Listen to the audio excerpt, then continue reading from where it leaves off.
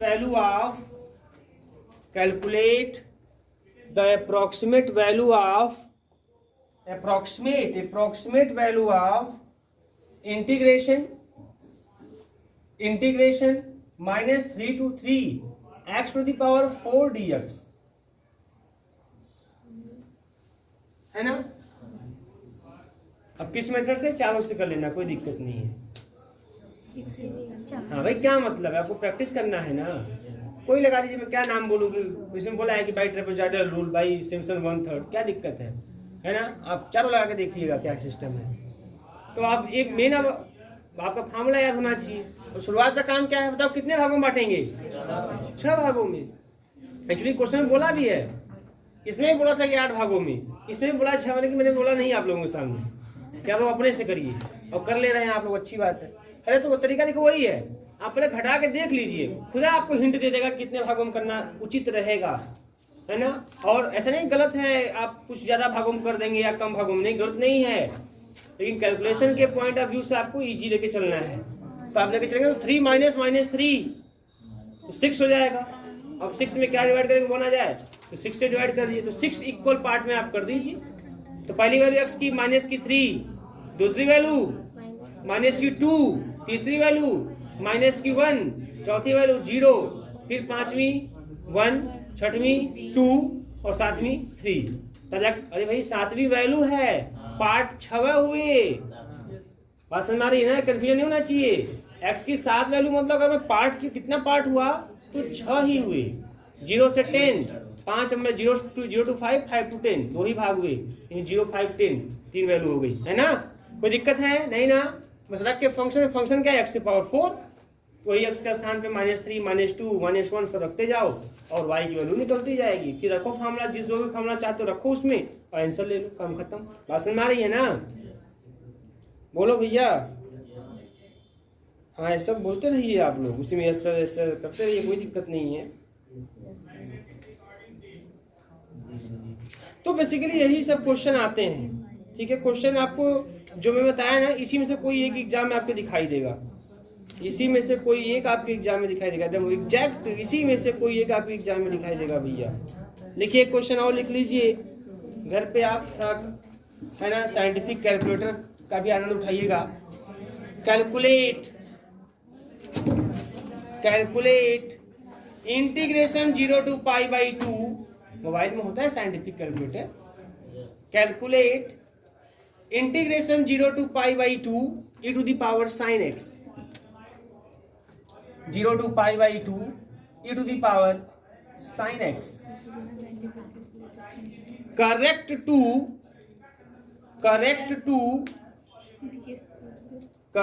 to 4 decimal places, correct to 4 decimal places, 4 भागों में नहीं, उत्तर दशमलव के 4 स्थान तक आना चाहिए।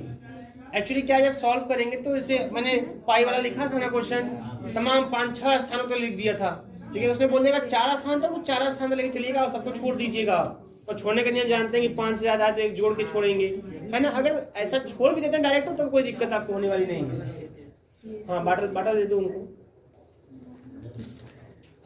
Correct to 4 decimal places by Simpson's 3/8 rule, वहीं से दे दो, by Simpson's 3/8 rule, dividing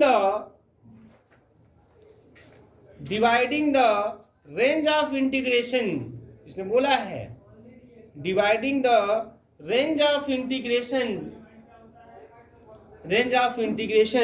into 3 equal parts, range of integration into 3 equal parts। कर लेंगे बेटा। x की पहली वैल्यू 0, दूसरी वैल्यू x की π/6, भाई π/2 -0 और कहा है 3 पार्ट में ना, तो /3, तो h की वैल्यू क्या आएगी π/6, तो 0 π/6, फिर 2 π/6, तो 2 से काट दीजिएगा π/3, फिर 3 π/6 मतलब π/2 हो गया। 4 वैल्यू मिलेगा, 3 पार्ट हो गया इस तरीके से। और यही बारी बारी से आप कहाँ रखेंगे, पहले साइन एक्स में, है ना, मैं साइन पहले 0 का मान निकाल लेंगे, साइन π/3 का मान, फिर उसके बाद साइन क्या है आपका, जितनी जो भी वैल्यू आई है ना, जो भी है उसको रख के साइन का मान निकालेंगे, और जो भी साइन के मान आते जाएंगे उसको फिर e के पावर में, है ना, e के पावर में कैलकुलेटर में रहेगा, e⁻x वाला जो रहेगा टर्म कैलकुलेटर में, साइंटिफिक कैलकुलेटर में जो e⁻x वाला रहेगा, पहले साइन का सबका निकाल लीजिएगा, बात समझ आ रही है ना। x की पहले वैल्यू 0, π/6, π/3, π/2, यही आपकी x की वैल्यू है। तो पहले आप क्या कीजिए, मालूम है क्या कीजिएगा आप लोग, साइन 0 का मान, साइन π/6 का मान, साइन π/3 का मान, साइन π/2 का मान। साइन 0 का क्या होता है, 0 होता है, तो e⁻0 मतलब 1। साइन π/6 का मान मतलब 31/2, तो e⁻1/2। अब कैसे निकलेगा, है ना, वैसे एक्चुअली क्या है, e की जो वैल्यू होती है उसमें √2 कर देना है, बट आप कैलकुलेटर में जाएगा साइंटिफिक कैलकुलेटर में, उसमें e⁻x वाला आपको एक बॉक्स बना के दिया जाएगा, e⁻x वाला, उसी में जाएंगे, उसी क्लिक करेंगे और हाफ लिख देंगे, आपको रिजल्ट मिल जाएगा। बात समझ आ रही है। इसी प्रकार से π/3, साइन π/3 का मान निकालेंगे, जो आएगा e⁻ में उसको रख देंगे, निकल जाएगा मान। फिर π/2 का 1, तो 1 रखेंगे तो e खाली मिलेगा, e की वैल्यू कितनी होती है, हैं, e की वैल्यू कितनी होती है, 2 पॉइंट कितना, 2.7 और 2.8 के बीच में होता है ना, जो भी होता है कैलकुलेटर आपके पास है उसे होता है यही शायद 2.7 2.8 के बीच में होता है, अप्रॉक्स होता है। ठीक है, क्लियर है ना, तो कोई दिक्कत नहीं, कैलकुलेटर आपके पास है तो ये भी बहुत बड़ा टास्क नहीं है। तो एग्जाम में वैसे आता जब भी है तो वही एक्स वाला, अलजबराइक वाले ही आते हैं, ट्रांसडेंटल वाले नहीं। जो साइन लॉग e⁻ ये सब ट्रांसडेंटल कहे जाते हैं, और जो एक्स में होते हैं वो अलजबराइक कहे जाते हैं। तो आपके एग्जाम में आप उठा के देखेंगे अनुसार 99% अलजबराइक ही पूछा गया है ना, बट कुछ भी पूछे, प्रश्न ये नहीं कि क्या पूछा है, कुछ भी पूछे आप लगा सकते हैं, आपको कोई समस्या नहीं, क्योंकि आपके पास कैलकुलेटर अलाउड है। और कैलकुलेटर अलाउड नहीं रहेगा तो ऐसे क्वेश्चन में आप सरेंडर कर जाएंगे, यदि कन्फर्म है ना, तो इसलिए कैलकुलेटर अलाउड रहता है। हम लोगों के टाइम में ऐसे क्वेश्चन न के बराबर आते थे और अब भी नहीं आते हैं, क्योंकि वही सब जानते हैं कि जब कैलकुलेटर अलाउड नहीं है, टेबल अलाउड नहीं है, तो फिर बच्चा कर कहाँ से पाएगा, पसंद आ रही है ना। तो आप इजीली कर सकते हैं, कैलकुलेटर आपके पास है तो।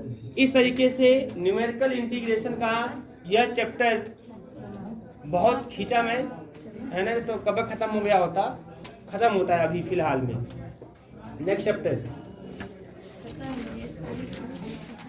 गारंटी क्वेश्चन यहां से आएगा, एकदम लिख लीजिएगा 501%। अब हमारे चैप्टर का नाम है यूनिट सेकंड का एक चैप्टर बचा हुआ था, चैप्टर का नाम कीजिए solution of algebraic and transcendental equation. Solution of algebraic and transcendental equation. Solution of algebraic and transcendental equation.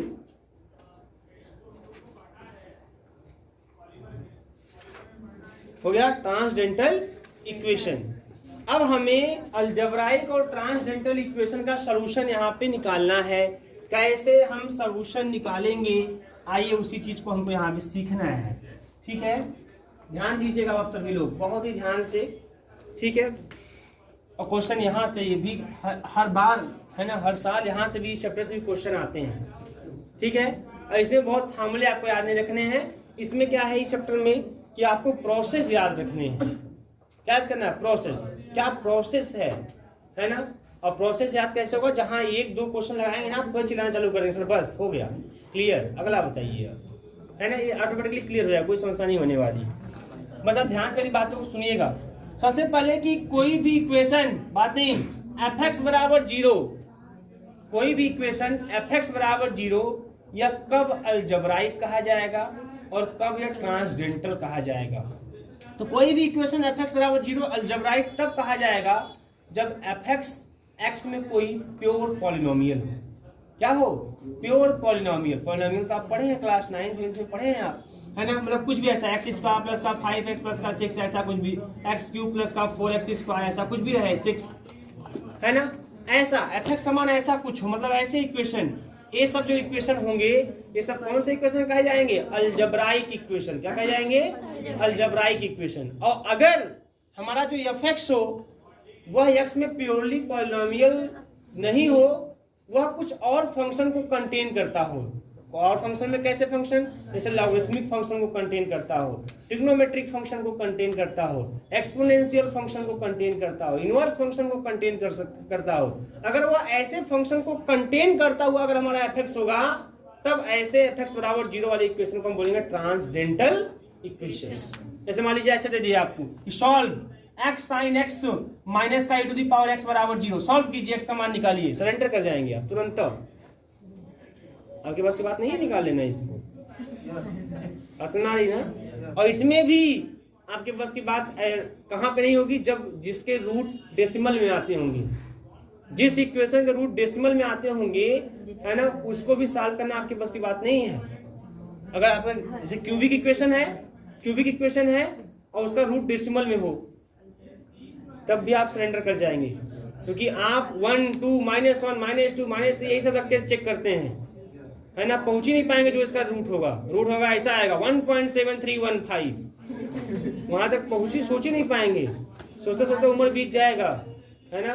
और फिर अपने लड़के को, नाती को सब ट्रांसफर करना पड़ेगा अपनी प्रॉब्लम। बेटा अब तो हम जा रहे हैं, देखना हो सकता है तुम प्रयास करो होता आ जाए। और ये मेरे कुछ रिकॉर्ड अध्ययन किए हुए, यहाँ तक मैं कर चुका हूँ, है ना। तो ये चीज तो वहां पे भी आप सरेंडर कर जाएंगे और यहाँ पे देखते सरेंडर कर जाएंगे आप। तो ऐसे क्वेश्चन को कैसे यहाँ पे सॉल्व करना, यही हमको यहाँ पे सीखना है बाय न्यूमेरिकल मेथड। बात समझ में आ रही है? तो चलिए बट स्टार्ट करते हैं। सबसे पहले डिफिनेशन के लिए, ठीक है, डिफिनेशन के लिए तो लिखिएगा इसमें आप लोग, द इक्वेशन एफ एक्स बराबर 0, the equation fx बराबर 0 is called, the equation fx बराबर 0 is called algebraic,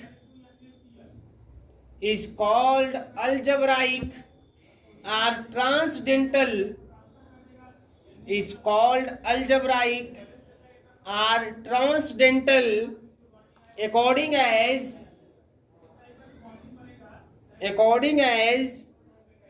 fx is purely a polynomial, fx is purely polynomial, fx is purely a polynomial in x or contains some other functions,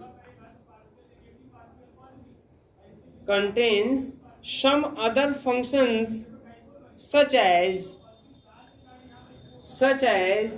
logarithmic, trigonometric, logarithmic बोले बेटा तो logarithmic लिखो, खाली लाग मत लिखो वहां पे, ठीक है ना। लॉगरिथमिक, ट्रिग्नोमेट्रिक मैं खुद बोलूंगा, जहां शॉर्टकट लिखना होगा मैं खुद बोलूंगा, है ना।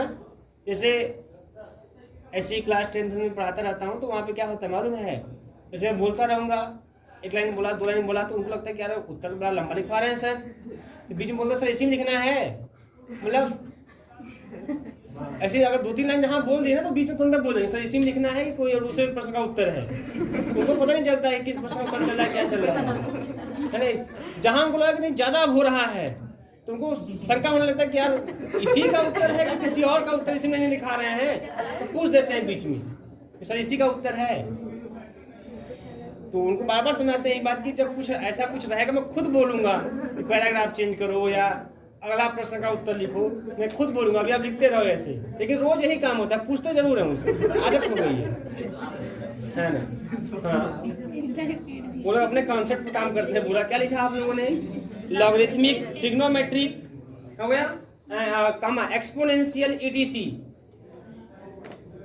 एक्सपोनेंशियल ई एक्स से स्टार्ट होता है, एक्सपोनेंशियल ईटीसी, एक्सपोनेंशियल ईटीसी, ठीक है ना। अब फॉर एग्जाम्पल ऐसे कुछ लिख दीजिए, ऐसा कुछ भी लिख दीजिए आप पॉलिनोमियल के रूप में, तो बोल दीजिएगा अलजेब्राइक, ये सब अलजबराइक हैं। और ऐसे साइन में लाग में सब कुछ नहीं दीजिएगा, log x minus tan x कुछ भी ऐसा बराबर 0 ऐसा कुछ भी है ना, तो ये सब क्या हो जाएंगे ट्रांसडेंटल। बस समझ रही है ना। जो केवल प्योरली पॉलिनोमियल के रूप में होगा fx, जिस भी इक्वेशन में fx प्योरली पॉलिनोमियल के रूप में होगा वो अलजेब्राइक होगा। और कुछ अगर आपने उसी में लिख दिया sin x, उसी में लिख दिया tan x e की पावर x, ऐसा कुछ log x लिख दिया, ये सब अगर आपने लिख दिया तो ये सब क्या हो जाएंगे ट्रांसडेंटल इक्वेशन। हाँ ट्रांसडेंटल।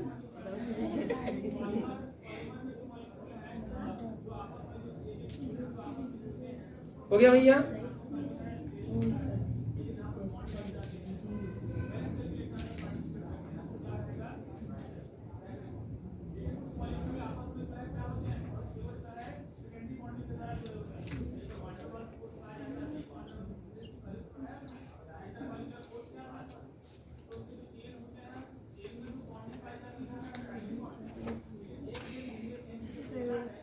अब इसमें देखिए हमें कुल 4 मेथड पढ़ने हैं। ऐसे इक्वेशन को सॉल्व करने के हमको कुल 4 मेथड पढ़ने हैं, ठीक है। पहला एक मेथड पढ़ना है हमको बाइसेक्शन मेथड। अब देखेंगे एग्जाम में इन सब में से हर साल क्वेश्चन आता है बाइसेक्शन मेथड।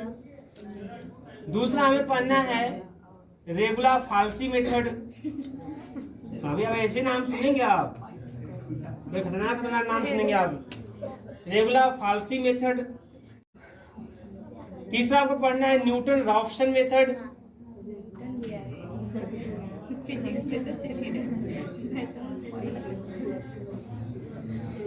चौथा आपको वैसे नियम तो बहुत हैं, अगर आप है ना अगर पढ़ना चालू करें पूरा बिना सिलेबस के देखें तो बहुत नियम है इसमें, ऐसी बात नहीं है, लेकिन आपके सिलेबस के अकॉर्डिंग 4, ठीक है ना। और इटरेशन मेथड, इटरेशन मेथड वैसे तो बहुत है, ग्राफिकल मेथड, सेकंड मेथड, बहुत से मेथड हैं। इटरेशन मेथड बात समझ आ रही है। ये 4 मेथड हैं, bisection method, regular falsi method, Newton Raphson method and iteration method. इन चारों मेथड से एग्जाम में क्वेश्चन आपके आते रहते हैं। बात समझ आ रही है। एक टेलीग्राम ग्रुप मैंने बनाया हुआ था, कुछ लोग होंगे, कुछ लोग शायद उड़ा दिए होंगे टेलीग्राम में पूरा, है ना, जो भी चीजें हों, क्योंकि ये सब कुछ ऐसे ऐप्स होते हैं जो लोग लगातार बहुत कम रखते हैं, है ना। और व्हाट्सएप तो लगातार रहने वाली चीजें हैं। एक बार फेसबुक भी लोग डिलीट कर देते हैं, एक बार है ना गुस्सा कुछ ऐसा आ गया तो, है ना। बट है ना ये सब जो टेलीग्राम वाला जो मेन है ना, ये आपका रेगुलर लोग नहीं रखते हैं, कुछ दिन रख दिए फिर उसको हटा देते हैं सब कुछ। तो जो भी है अगर रखे हो नहीं रखे हो तो उसमें मैंने एक बार आप लोगों को, अगर आप ध्यान देंगे उस समय आप लोग सेकेंड ईयर में रहेंगे, उससे ध्यान उसका न दिए हो, मैंने उसमें एक न्यूमेरिकल का एक पीडीएफ बुक मैंने अपलोड किया था, मतलब शेयर किया था। न्यूमेरिकल का पीडीएफ, मुझे नाम याद नहीं आ रहा है अभी फिलहाल में, है ना। न्यूमेरिकल का वो पीडीएफ बुक था, मेरी बात में ध्यान से सुन लीजिए, है ना। वो बुक बहुत ही जबरदस्त बुक थी, याद रखिएगा आप लोग। तो उस बुक को अगर आप खोज लेते हैं तो खोज लीजिएगा, अगर आप पढ़ सकते हैं तो पढ़ लीजिएगा। उस बुक को पढ़ लेंगे ना तो पूरे जीवन में कभी भी आपको न्यूमेरिकल से तो समस्या नहीं होगी, पूरे जीवन में, थर्ड ईयर ही नहीं, पूरे जीवन में, चाहे किसी भी लेवल की बात की जाए और चाहे आपके सामने कोई भी बात करने के लिए आ जाए अपने आप को, है ना, आप उससे बात कर लेंगे न्यूमेरिकल में, बड़े कोई समस्या ही नहीं होगी। बहुत ही जबरदस्त बुक है, बहुत ही अच्छा कॉन्सेप्ट के साथ, है ना, एकदम बेस से लेके हायर तक पूरा गया हुआ है उसमें। तो ठीक है, आप मत सब पढ़िएगा, लेकिन कम से कम उसमें जो मेथड आपको पढ़ने हैं, जैसे मैंने बाइसेक्शन, रेगुलर फाल्सी, न्यूटन, इटरेशन, मैं इन सबको आपके साथ डिस्कस करूंगा। तो ये सब अगर जाकर वहां पे आप पढ़ेंगे ना तो बहुत कुछ सीखने को मिलेगा। क्योंकि देखो एक्चुअली क्या है ना, आपके सिलेबस के अकॉर्डिंग, है ना, आपको ध्यान में रखते हुए, आपके पेपर पैटर्न को ध्यान में रखते हुए ही हम लोग पढ़ाते हैं।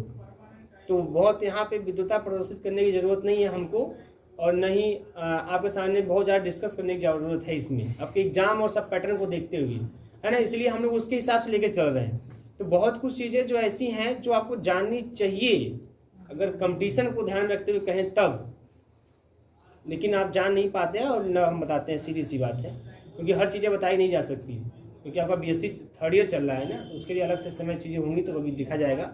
बट फिर भी अगर आपको अपने से देखना है तो आप जरूर देखिएगा उसको, उस किताब को एक बार मेरे कहने पर आप जरूर पढ़ने की कोशिश करिएगा। और ये पक्का है, गारंटी है कि अगर आप कोशिश करेंगे तो कुछ ना कुछ फ़ायदा तो आपको निश्चित होगा। हो सकता है किसी को बहुत अच्छा लग जाए, है ना, बहुत अच्छा भी लग सकता है किसी को। मुझे तो भाई बहुत अच्छा लगा जब मैंने उसको पढ़ा तो ये बहुत अच्छी बुक है। पसंद में आ रही है, देख लीजिएगा उसको एक बार। आपको अगर नहीं आपको मिल पाएगा, मान लीजिए आपने डिलीट कर दिया और फिर आपने वापस इंस्टॉल किया तो पता नहीं रिकवर हो पाएगा नहीं, बताओ जी तुम। नहीं सर, पता नहीं रिकवर हो पाएगा नहीं रिकवर हो पाएगा, तो फिर आप बोल दीजिएगा मैं मेरे में है भी उसी पड़ा हुआ है तो मैं फिर से शेयर कर दूंगा उसको, ठीक है। बट देख लीजिएगा। और अगर जो बहुत शौकीन होगा हम तो कहेंगे उस पीडीएफ का फोटो कॉपी निकलवा लेगा, है ना, क्योंकि बहुत ही जबरदस्त बुक है ना। और बहुत एक अच्छे टीचर ने उस बुक को सजेस्ट किया था, हमने उनसे पूछा था, सजेस्ट किया था, बहुत जबरदस्त बुक है, उन्होंने शेयर भी किया था इस बुक को। ये बहुत अच्छी बुक है, किसी भी लेवल पे आपको काम करेगा, किसी भी लेवल पे। छोटा आ जाओ, यहाँ पे बात करते हैं bisection method, regular falsi method, Newton Raphson method, iteration method. ये 4 मेथड आपको पढ़ने हैं। आप उठा के पेपर हर साल का देखिएगा, इन चारों में से कोई ना कोई हर साल पूछा जाता है, एकदम फिक्स पूछा जाता है। सबका कॉन्सेप्ट लगभग एक ही जाता है, थोड़े थोड़े कुछ स्टेप्स कुछ खाली चेंज होते हैं। तो हम चारों को अगर पढ़ लेंगे और कंपेरिजन करके पढ़ लेंगे तो आप देखेंगे कोई विशेष अंतर नहीं आएगा, कुछ कुछ अंतर आएंगे, बस उन्हें को ध्यान रखते हुए, है ना। ये चारों नहीं सोचेगा 4 नियम पढ़ने हैं तो बहुत अलग अलग होंगे, ऐसा कुछ नहीं होता। मैक्सिमम आपको एक जैसे ही टर्म या स्टेप्स आपको दिखाई देंगे, ठीक है ना। आइए स्टार्ट करते हैं। तो पहला हेडिंग है ना, अच्छे से आप राइटिंग बना के नोट कर लीजिए, बाइसेक्शन में, ठीक है। अलजेब्राइक एंड ट्रांसेंडेंटल इक्वेशन को सॉल्व करने का पहला मेथड बाइसेक्शन मेथड। हम पहले मेथड की बात कर रहे हैं और उसका नाम है बाइसेक्शन मेथड, बाइसेक्शन मेथड, ठीक है ना। अब मान लीजिए एग्जाम में कभी कभार कोई पूछ ही दिया, पगला गया, मान लीजिए पूछ ही लिया आपसे, है ना, कि नहीं आप बाइसेक्शन मेथड के बारे में कुछ लिखवा करिए, ठीक है। तो मैं उस चीज़ को लिखवा दे रहा हूँ, आप लिख लीजिएगा। मैं कुछ समझाऊंगा नहीं उसको क्योंकि कुछ है ये नहीं उसमें, है ना। लेकिन जब मैं क्वेश्चन समझाऊंगा तो सब लाइन अपने आप क्लियर हो जाएगा, आपको मुझे समझाने की जरूरत नहीं पड़ेगी। लिखिएगा इसमें, we know that bisection method में थोड़ा सा खाली कॉपी पे फेयर पे अच्छा लगे इसलिए मैं लिखा रहा हूँ, और कोई मतलब नहीं है उसका। हाँ भाई, कुछ चीज़ें ऐसे होती है जो फेयर पे अच्छे लगने लगे, लिखने लगा तो सब कुछ लिखा है ना, बाइसेक्शन किया, डायरेक्ट क्वेश्चन बताना चालू कर दिया आपको, है ना, फेयर अच्छा नहीं लगेगा, पहली बात तो ये है। तो ऐसा कुछ लिख लीजिए ऐसे ही, बस ऐसे ही के लिए, एग्जाम के पर्पज से समझ लीजिए कि एकदम नथिंग है, कुछ नहीं है। देखिएगा, we know that if a function, we know that if a function f(x) is continuous, if a function f(x) is continuous between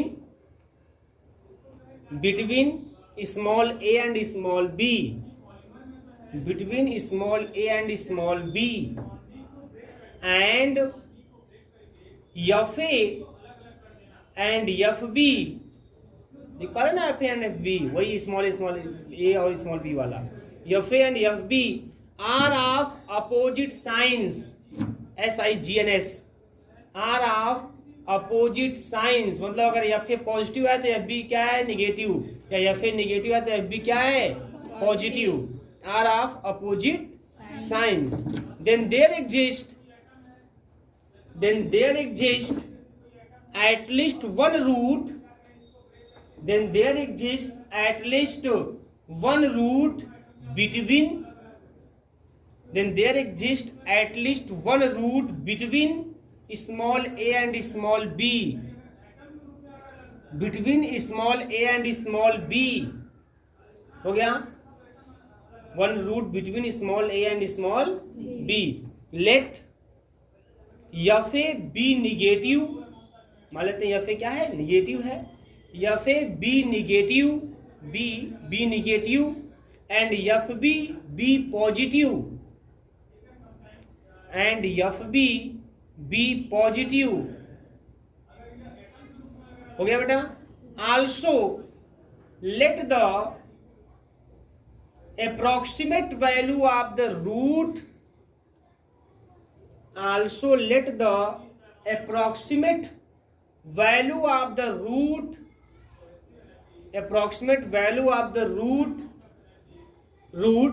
be given by x naught is equal to a plus b by 2. x naught is equal to a plus b by 2. Now if fx is equal to fx naught, now if fx naught समझ में आ रहा है, लिख पा रहे हैं ना आप लोग, fx naught is equal to 0, then it ensures that, ensure करेगा क्या कि x naught क्या है, उसका रूट है, यही ना होता है. It ensures ensures that x naught is a root of the equation fx is equal to 0. Root of the equation fx is equal to 0. fx is equal to 0. ठीक है बेटा. देखिए if fx 0 is not equal 0, then the root either lies between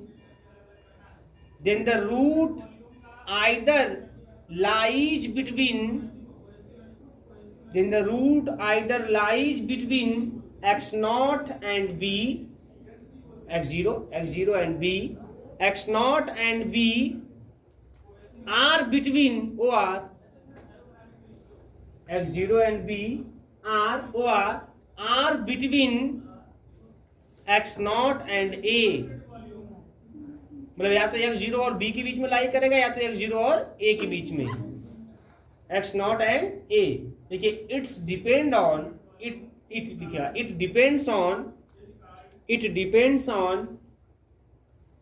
whether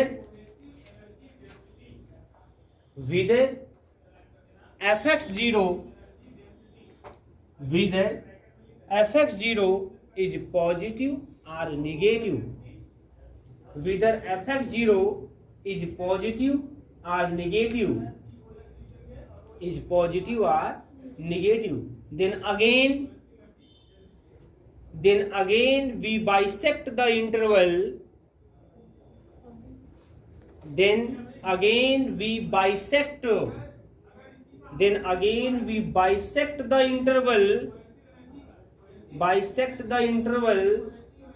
And repeat the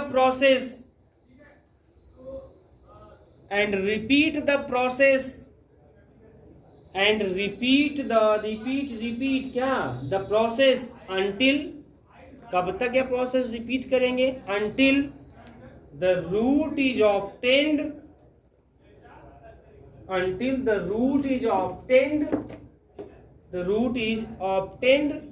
to the desired accuracy.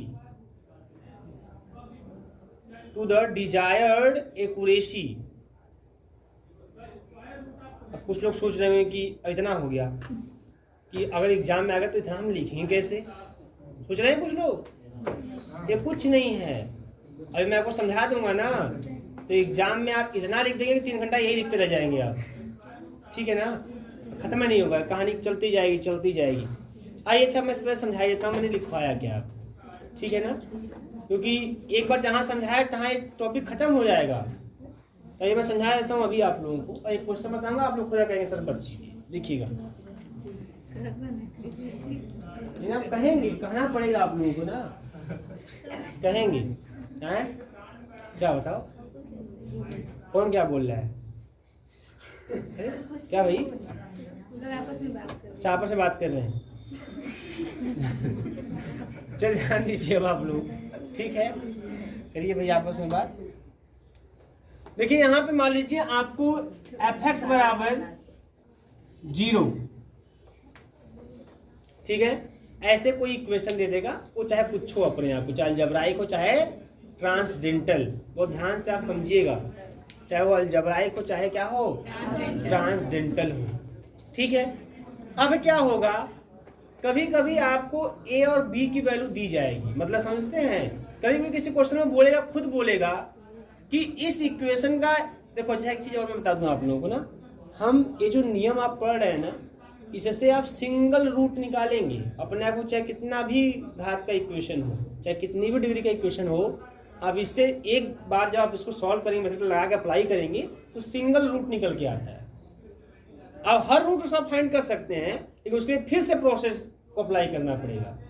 लेकिन exam जो पूछे जाते हैं आपसे ना, सिंगल रूट पूछा जाता है, जो पता फाइंड द रूट, इसका मतलब ये नहीं कि क्यूबिक इक्वेशन तो तीनों रूट फाइंड करना है, नहीं, सिंगल रूट के लिए याद रखेंगे आप लोग, सिंगल रूट के लिए, है ना, आपसे सभी रूट नहीं पूछा जाता, सिंगल रूट के लिए।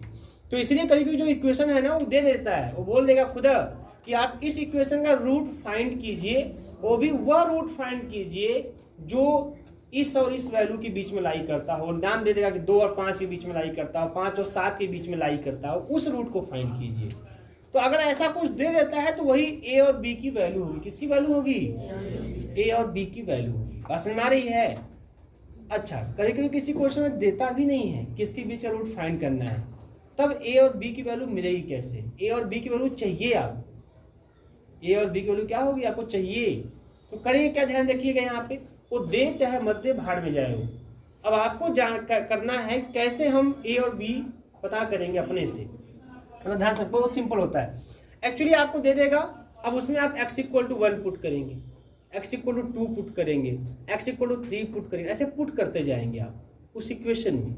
x इक्वल टू 1 पुट किया, जो वैल्यू आया फंक्शन का लिख लिया, है ना, इक्वेशन का जो भी वैल्यू फंक्शन का आया जो fx का, x इक्वल टू 2 पुटअप कर दिया, 3 पुटअप कर दिया। अच्छा, आपको ऐसा लगे कि 1 मैंने पुटअप किया, मैंने 2 पुट किया, मैंने 3 पुट किया, आपको लग रहा है कि यार ये तो वैल्यू घट रही है, क्या हो रही है, घट रही है। इसका मतलब कि ये वैल्यू जब घट रही है तो इसका मतलब हम आगे बढ़ेंगे, तब आगे क्या करेंगे, हम लोग बढ़ेंगे।